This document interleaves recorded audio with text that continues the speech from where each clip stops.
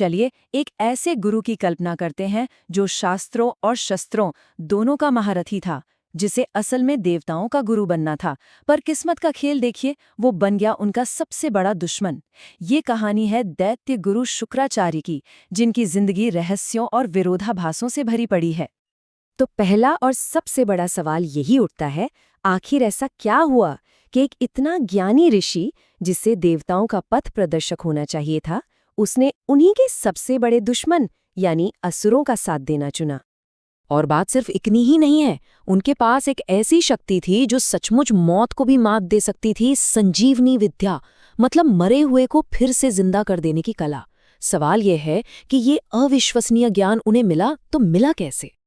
और यहाँ आता है कहानी का सबसे बड़ा पैराडॉक्स। सोचिए, जिस इंसान के पास मुर्दों को जलाने की ताकत हो, उसने आखिर में खुद मरना क्यों स्वीकार कर लिया? इन्हीं सवालों के जवाब हमें शुक्राचार्य की पूरी कहानी तक ले जाएंगे। ठीक है, तो चलिए इस कहानी में गहरे उतरते हैं।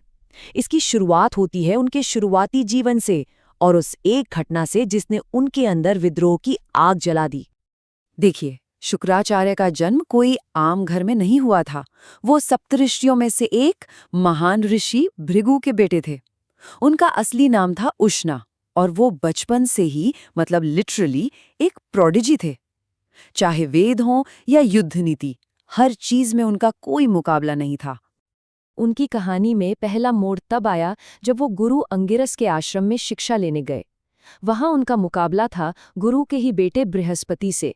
अब सच तो ये है कि शुक्राचार्य बृहस्पति से कहीं ज्यादा काबिल थे, लेकिन गुरु का झुकाव तो हमेशा अपने बेटे की तरफ ही रहा। बस यहीं से उनके मन में अन्याय की पहली चिंगारी भड़की। आश्रम की पढ़ाई के बाद जब उन्होंने देवताओं का गुरु बनने की अपनी इच्छा जाहिर की, तो राजा इंद्र ने उन्हें साफ मना कर दिया। कारण राजनीति, और ये कि उनकी मां असुर कुल से थीं। भरी सभा में हुए इस अपमान ने उन्हें हमेशा हमेशा के लिए देवताओं का दुश्मन बना दिया। तो अब क्या? देवताओं से ठुकराए जाने के बाद शुक्राचार्य सीधे असुरों के पास गए। वहां उन्हें वो सम्मान मिला जिसके वो हकदार थे, और वो बन गए दैत्य गुरु। लेकिन असली लड़ाई तो अब शुरू होनी थी। देखिए, उस समय देवताओं और असुरों की लड़ाई बिल्कुल एक तरफा थी। देवताओं के पास था अमृत, जिससे वो अमर थे। युद्ध में मर भी जाते तो वापस जिंदा हो जाते। इस भारी असंतुलन को खत्म करने के लिए ही शुक्राचार्य ने फैसला किया कि वो एक ऐसी शक्ति हासिल करेंगे जो मौत के इस खेल को पलट सके, संजीवनी विद्या। पर यह ज्ञान पाना कोई बच्चों का खेल नहीं था।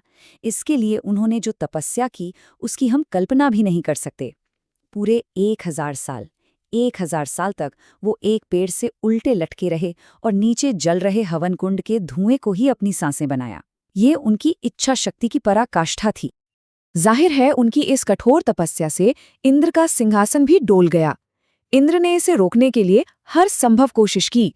तूफान भेजे, माया जाल रचे, यहाँ तक कि अपनी बेटी जयंती को भी भेजा। पर सब कुछ बेकार गया।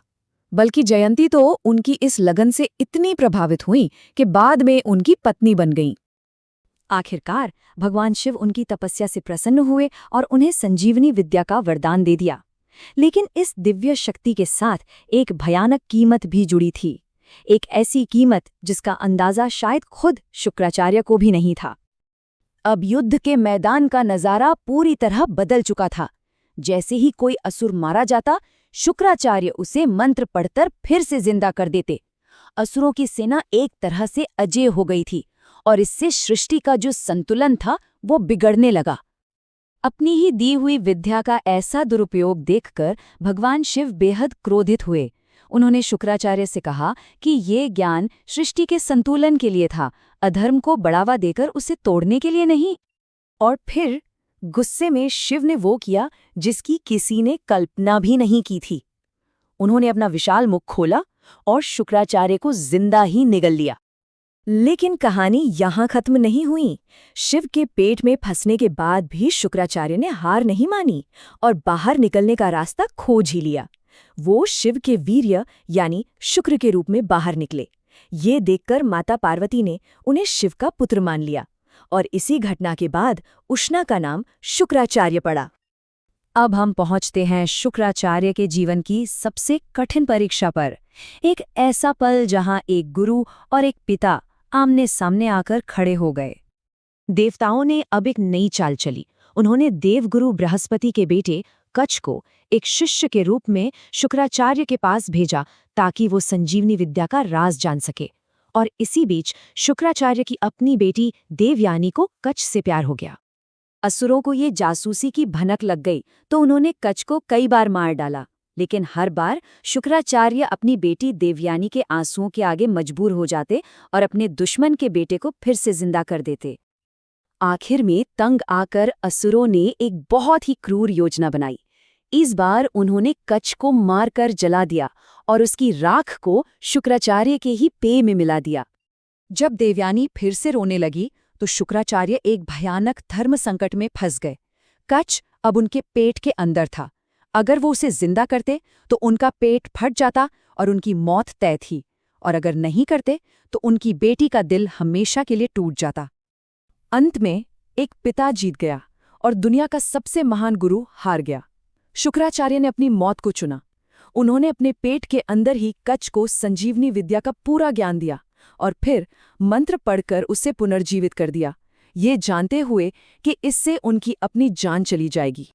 लेकिन इस कहानी में एक आखिरी मोड़ अभी बाकी था। शुक्राचार्य के पेट से बाहर आते ही कच्छ ने एक सच्चे शिष्य होने का फर्ज निभाया। संजीवनी विद्या का सबसे पहला इस्तेमाल उसने अपने उसी गुरु को दोबारा जीवन देने के लिए किया जिन्होंने उसके लिए अपने प्राण दे दिए थे। तो आखिर कौन थे शुक्राचार्य? क्या वो शोषितों के लिए लड़ने वाले एक नायक थे, या अपनी शक्ति से सृष्टि में उथल पुथल मचाने वाले गुरु, या फिर बस एक पिता जो अपनी बेटी के प्यार के आगे हार गया? शायद वो ये सब कुछ थे। उनकी कहानी अच्छे या बुरे की नहीं है, बल्कि इस बात की है कि इंसान के अंदर ही कितनी दुनियाएं बसती हैं।